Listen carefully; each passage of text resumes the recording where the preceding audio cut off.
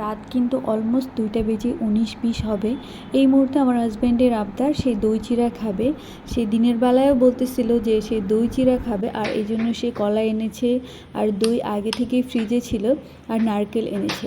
নারকেল দিয়ে নাকি দই চিড়া খাওয়া যায়। আমি কখনো খাইনি, টেস্টও করিনি এটার টেস্ট কেমন হয়। এই প্রথমবারের মতো আমি নারকেল দিয়ে দই চিড়া বানাবো, দেখা যাক কেমন হয়। চলেন আমরা বানানো শুরু করি।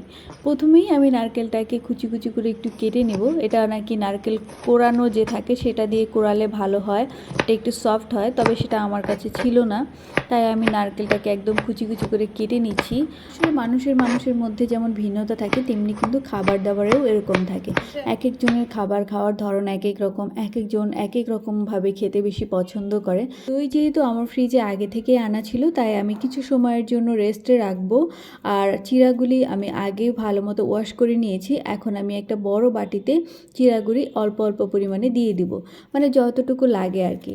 তো প্রথমে আমি কয়েক চামচ চিড়া দিয়ে দিচ্ছি, পরে আমার হাজব্যান্ড বললো এ তো অল্প হয়ে যাবে, তারপর আমি পুরোটাই চিড়া দিয়ে দিলাম এখানে। তারপর এখানে দেখলাম দইয়ের মধ্যে অল্প পরিমাণে পানি উঠে গেছে, তাই আমি পানিটাও দিয়ে দিলাম, আর কয়েক চামচ এখানে দই দিয়ে দিচ্ছি। ওয়েল ফুডের এই মিষ্টি দইটা আমার কাছে অনেক বেশি ভালো লাগে। আমি মিষ্টি দই খেলে সাধারণত ওয়েল ফুডের এই মিষ্টি দইটাই খেয়ে থাকি।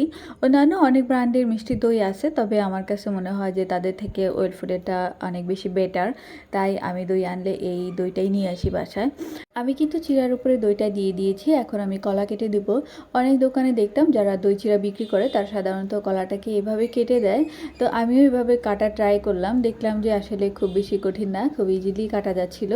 তো আমি এখানে 2টা কলা অ্যাড করব। আমার কাছে মনে হয় তেল জাতীয় খাবার না খেয়ে একটু স্বাস্থ্যসম্মত খাবার খাওয়া ভালো। আর দই চিড়া কলা এটা তো সবাই জানি আমরা যে এটা অনেক বেশি হেলদি একটা খাবার।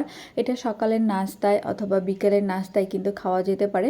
তবে আমরা এটা খাচ্ছি আজকে অলমোস্ট 2:30টার দিকে, মানে রাত 2:30টার দিকে দই চিড়া কলা খাচ্ছি, তাও আবার নারকেল দিয়ে। এই প্রথমবার ট্রাই করব, দেখা যাক টেস্ট কেমন হয়। আমি কিন্তু এখানে সামান্য পরিমাণে পানি অ্যাড করেছি, তারপর দই চিড়া কলাটাকে ভালো মতো চামচ দিয়ে মিক্সড করে নিচ্ছি। মিক্সড করা হয়ে গেলে এখানে আমি এখন অ্যাড করছি উপর দিয়ে কুচি করে রাখা নারকেল।